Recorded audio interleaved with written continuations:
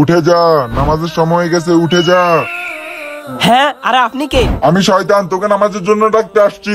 নামাজ? তোর কাজ হচ্ছে মানুষকে নামাজে বাধা দেওয়া, তাহলে তুই কেন আমাকে ডাকতে আসছস? হ্যাঁ, আমার কাজ হচ্ছে নামাজে বাধা দেবা, কিন্তু তুই ঘুমিয়ে যা, ঘুমিয়ে যা, ঘুমিয়ে যা, এখনো নামাজের সময় হয় নাই। আরে আজকে আমার ফজর নামাজ কাজা হয়ে গেছে। আরে আমার কোনো দোষ নাই, সব দোষ হচ্ছে এই বিছানা, আরামদায়ক বিছানা। কিচ্ছু রাখবো না, সব ফেলে দিব।